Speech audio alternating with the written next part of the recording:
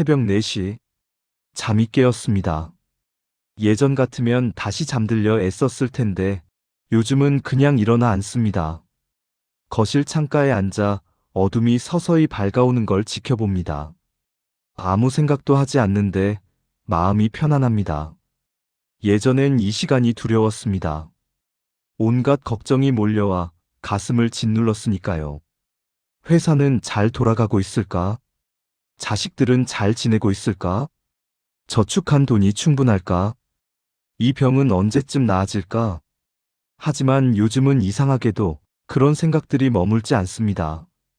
떠올라도 금세 흘러갑니다. 구름이 하늘을 지나가듯 그저 스쳐 지나갑니다. 누군가는 말합니다. 나이 들어 무뎌진 거야? 기력이 없어서 그래. 하지만 부처님께서는 이렇게 말씀하셨습니다. 업장이 사라질 때 마음은 저절로 맑아지고 괴로움은 스스로 멈춘다. 증이라 함경 제열세권. 당신이 지금 느끼는 이 조용한 변화. 이것은 쇠약함이 아닙니다. 오히려 당신의 업장이 녹고 있다는 가장 귀한 신호입니다. 오늘 저와 함께 당신 안에서 일어나고 있는 이 조용한 기적을 들여다보시겠습니까? 40줄에 이르러서야 알았습니다. 화를 내는 것만큼 힘든 일도 없다는 것을요. 회사에서 30년을 일했습니다. 뒷담화도 많이 들었고 부당한 대우도 받았습니다. 젊었을 땐 견디지 못했습니다. 술 먹고 소리 지르고 책상을 쳤습니다. 그런데 지금은 똑같은 일을 당해도 웃음이 나옵니다. 그럴 수도 있지. 그냥 그렇게 넘어갑니다. 처음엔 저 자신이 이상했습니다. 내가 패배자가 된 건가? 나이 들어 기가 죽은 건가? 그러던 어느 날 절에 갔습니다. 스님께 여쭈었습니다. 스님, 요즘 이상하게 화가 나질 않습니다. 누가 뭐라 해도 그냥 지나갑니다. 제가 지친 걸까요? 아니면 무뎌진 걸까요? 스님은 잔잔히 웃으셨습니다. 그대여, 마음이 조용해졌다는 건 둔해진 게 아니라 그대의 업이 녹고 있는 것이요. 업. 그 단어가 가슴에 와닿았습니다. 부처님께서는 이렇게 말씀하셨습니다. 화를 내는 자는 자신의 업을 만들고 화를 내지 않는 자는 업을 소멸시킨다. 법구경 제17장. 젊었을 때의 분노는 당연했습니다. 억울했고 부당했고 참을 수 없었습니다. 하지만 그 분노가 제 삶을 바꾸었나요? 아니었습니다. 오히려 분노는 저를 병들게 했고 가족을 힘들게 했으며 제 마음을 갉아먹었습니다. 이제 알았습니다. 화를 내지 않는다는 것은 패배가 아니라 자유라는 것을요. 그대를 괴롭히던 일이 더 이상 마음을 흔들지 않을 때 그것이 바로 업장이 사라지는 순간입니다. 억지로 참는 게 아닙니다. 이 또한 지나가리라 하고 바라볼 수 있을 때 그 순간부터 업은 녹기 시작합니다. 오늘 당신에게 화가 나지 않는다면 스스로를 나무라지 마십시오. 그것은 당신이 무뎌진 게 아니라 업의 무게에서 벗어나고 있다는 증거입니다. 누구에게나 용서할 수 없는 사람이 있습니다. 제게도 있었습니다. 20해 전 저를 배신한 동업자. 밤마다 그를 떠올리면 이가 갈렸습니다. 어떻게 저럴 수가 있을까? 인간이 저렇게까지 비열할 수가 있나? 그를 저주했습니다. 불행해지길 바랐습니다. 그런데 세월이 흐르고 나서야 깨달았습니다. 그가 불행해진 게 아니라 제가 불행해졌다는 것을요. 미움은 상대를 해치는 게 아니라 나 자신을 해칩니다. 독을 담은 잔을 들고 상대가 마시길 기다리는 어리석음. 부처님께서 말씀하셨습니다. 미움은 미움으로 풀리지 않고 오직 자비로만 풀린다. 법구경 제1장. 그런데 어느 날 우연히 그 사람 소식을 들었습니다. 암 투병 중이라는 얘기였습니다. 순간 제 안에서 무언가가 무너졌습니다. 미움이 아니라 안타까움이 올라왔습니다. 그도 늙었구나. 그도 아프구나. 그도 결국 나와 같은 인간이구나. 그날 밤 처음으로 그를 위해 기도했습니다.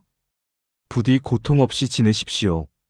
그 순간 가슴속 돌멩이 하나가 스르르 녹아내렸습니다. 20년을 짊어지고 살았던 무게가 한순간에 사라졌습니다. 용서란 과거를 잊는 게 아닙니다. 과거로부터 자유로워지는 것입니다. 당신을 괴롭힌 사람이 있습니까? 그 사람을 이해할 필요는 없습니다.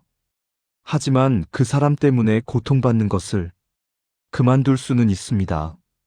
그 사람도 업의 사슬에 묶인 존재입니다. 그도 괴로워하고 있을지 모릅니다. 아니, 분명 괴로워하고 있습니다. 그대를 괴롭히던 인연이 더 이상 마음을 흔들지 않는다면 그 인연은 이미 다한 것입니다. 미움이 연민으로 바뀔 때 그것이 업의 끈이 끊어지는 순간입니다. 인생에는 이상한 패턴이 있습니다. 같은 문제가 계속 반복됩니다. 자식과의 갈등, 배우자와의 다툼, 돈 문제, 건강 문제.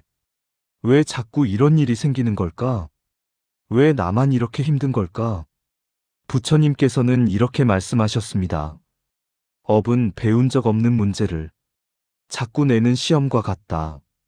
깨닫기 전까지는 반복된다. 자바함경 제열 2권. 저는 아들과 10년을 싸웠습니다. 늘 같은 이유였습니다. 네가 이렇게 살면 안 된다. 내 말대로 해라. 아들은 반발했고 저는 화를 냈습니다. 매번 같은 패턴이었습니다. 그러다 어느 날 스님께 물었습니다. 왜 자꾸 같은 일이 반복됩니까? 스님은 이렇게 대답하셨습니다. 그대가 변하지 않았기 때문이요. 같은 방식으로 대하면 같은 결과가 나올 뿐이요. 그 말이 가슴을 찔렀습니다. 다음 날 아들에게 전화했습니다. 평소와 다르게 말했습니다. 아빠가 미안하다. 내 인생은 네가 사는 거다. 아빠는 그냥 네 편이 되어줄게. 아들은 한참 침묵하더니 말했습니다. 아빠, 고마워요. 그 후로 아들과의 관계가 달라졌습니다. 싸움이 사라졌습니다. 같은 상처, 같은 다툼이 되풀이될 때 그건 내가 멈춰야 할 자리임을 알리는 신호입니다. 문제는 상대방이 아니라 나 자신입니다. 내가 바뀌면 세상이 바뀝니다. 부처님은 말씀하셨습니다. 자신을 이기는 자가 1000번 전쟁에서 이기는 자보다 위대하다. 법구경 제8장.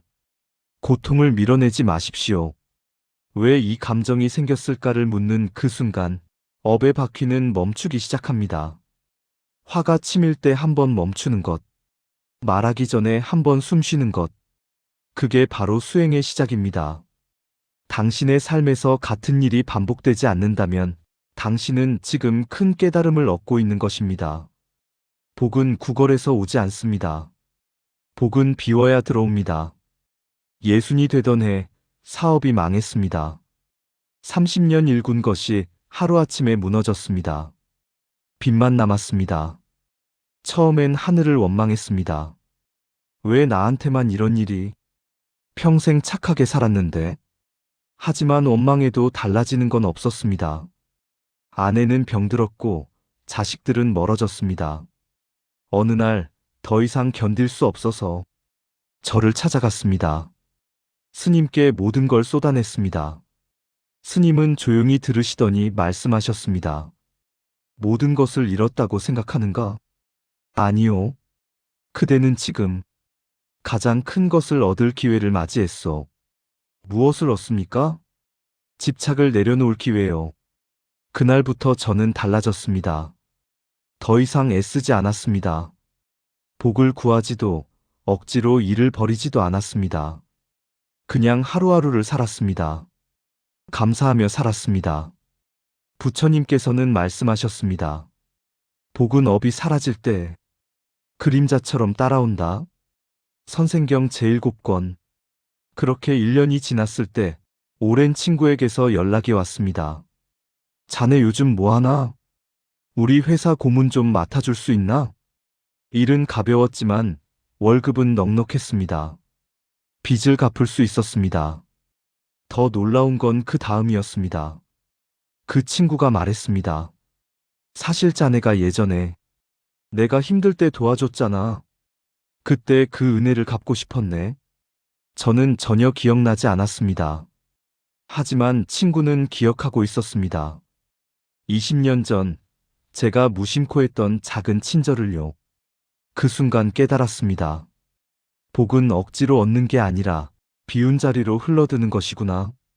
당신이 지금 힘들다면 그것은 새로운 복이 들어올 자리를 만들고 있는 것인지도 모릅니다. 집착을 놓으십시오. 결과를 기대하지 마십시오. 그저 오늘 하루 최선을 다하십시오. 복은 그렇게 찾아옵니다. 조용히 예상치 못한 방식으로. 괜찮으세요? 누군가 물으면 대답합니다. 네, 괜찮습니다. 예전에는 거짓말이었습니다. 괜찮지 않은데 괜찮다고 했습니다. 남에게 패 끼치기 싫어서, 약한 모습 보이기 싫어서. 하지만 요즘은 다릅니다. 정말로 괜찮습니다. 아픈 것도 괜찮고, 외로운 것도 괜찮고, 돈이 부족한 것도 괜찮습니다. 이상한 일입니다. 상황은 나아지지 않았는데, 마음은 편안합니다. 부처님께서는 말씀하셨습니다. 지혜로운 이는 감정의 물결에 휘말리지 않고 그 물결을 바라본다. 자바함경 제26권. 예전에는 감정에 휩쓸렸습니다. 슬프면 하루 종일 울었고 화나면 며칠을 끙끙댔습니다. 하지만 지금은 다릅니다. 슬픔이 와도 내가 슬프구나 하고 바라봅니다. 화가 나도 내가 화가 났구나 하고 인정합니다. 그러면 신기하게도 그 감정이 금세 지나갑니다. 감정을 억누르지 않아도 감정에 끌려가지 않습니다. 어느 날 손주가 물었습니다. 할아버지는 왜 항상 웃으세요? 저는 대답했습니다. 할아버지가 행복해서가 아니라 불행하지 않기로 결심했기 때문이란다. 행복은 조건이 필요하지만 불행하지 않은 것은 선택입니다. 그래, 이 또한 지나가리라. 이 한마디가 저를 다독이는 기도문이 되었습니다. 당신도 이제 진심으로 괜찮아요라고 말할 수 있다면 당신의 업장은 거의 사라진 것입니다. 요즘 고요합니다. 삶이 고요하고 마음이 고요합니다. 예전에는 고요함이 두려웠습니다. 뭔가 해야 할 것 같고 바쁘게 움직여야 할 것 같았습니다. 하지만 지금은 이 고요함이 좋습니다. 아무것도 하지 않아도 괜찮습니다. 그냥 앉아서 숨 쉬는 것만으로도 충분합니다. 부처님께서는 말씀하셨습니다. 고요함이 찾아올 때 두려워하지 말라. 그 고요는 업이 사라지는 자리이자 복이 들어오는 문이다. 대방광 불화엄경 제19권. 젊었을 땐 달렸습니다. 성공하려고, 인정받으려고, 돈 벌려고. 쉬는 것은 게으름이라고 생각했습니다. 하지만 이제 알았습니다. 쉬는 것도 일이고 고요함도 힘이라는 것을요. 고요한 마음에서 진짜 지혜가 나옵니다. 분노 대신 자비가, 집착 대신 평온이, 욕심 대신 감사가 들어선 자리. 이것이 바로 복입니다. 복은 멀리 있지 않습니다. 당신의 고요한 마음 속에 있습니다. 더 이상 원망하지 않고, 더 이상 집착하지 않으며, 더 이상 화내지 않는 그 순간, 복은 이미 당신 안에 머물고 있습니다. 70을 바라보는 나이. 몸은 예전 같지 않습니다. 여기저기 아프고, 기억도 가물가물합니다. 하지만 마음만큼은 가장 맑습니다. 돌이켜보면 참 많은 일이 있었습니다. 기쁜 일도, 슬픈 일도, 억울한 일도. 하지만 지금 남은 것은 원망도 후회도 아닙니다. 감사입니다. 살아온 모든 순간이 저를 지금의 이 자리로 이끌었습니다. 고통도, 좌절도, 배신도 모두 제게 필요한 가르침이었습니다. 부처님께서는 말씀하셨습니다. 자신을 돌아보는 자는 언제나 다시 시작할 수 있다. 법구경 제12장. 인생은 끝나지 않았습니다. 아직 할 일이 남았습니다. 그것은 거창한 것이 아닙니다. 손주에게 미소 짓는 것, 아내에게 고맙다고 말하는 것, 길에서 만난 사람에게 인사하는 것. 이런 작은 일들이 제가 이 세상에 남길 수 있는 가장 큰 복입니다. 업이 사라진 자리에는 평안이 남습니다. 자비가 남습니다. 사랑이 남습니다. 이것이 바로 우리가 찾아 헤매던 진짜 행복이었습니다. 오늘 아침도 눈을 떴습니다. 그것만으로도 감사합니다. 창밖을 봅니다. 햇살이 따스합니다. 새들이 노래합니다. 세상은 여전히 아름답습니다. 나이가 들어도, 몸이 아파도, 돈이 없어도 이 순간을 살 수 있다는 것, 숨 쉴 수 있다는 것, 사랑하는 사람이 있다는 것. 이것이 가장 큰 복입니다. 부처님께서는 마지막으로 이렇게 말씀하셨습니다. 모든 것은 무상하다. 게으르지 말고 정진하라. 대반열반경. 무상하다는 것은 슬픈 게 아닙니다. 모든 고통도 영원하지 않다는 뜻입니다. 지금 힘들어도 이것 또한 지나갑니다. 지금 외로워도 이것 또한 지나갑니다. 그러니 두려워하지 마십시오. 당신의 마음이 고요하다면 그것은 업이 떠난 자리입니다. 그 자리에 복이 머물 것입니다. 오늘 하루 당신이 숨쉬는 이 순간 그 자체가 기적입니다. 감사하며 사십시오. 용서하며 사십시오. 사랑하며 사십시오. 그것이 업을 소멸시키고 복을 불러오는 가장 확실한 방법입니다. 나무석가모니불, 나무아미타불, 나무관세음보살. 오늘 이 말씀이 당신의 마음에 위로가 되었기를 바랍니다. 당신의 삶의 업장이 사라지고 평안과 복이 가득하기를 고요한 마음으로 오늘 하루를 마무리하시길 바랍니다. 괜찮아요. 이 또한 지나가리라.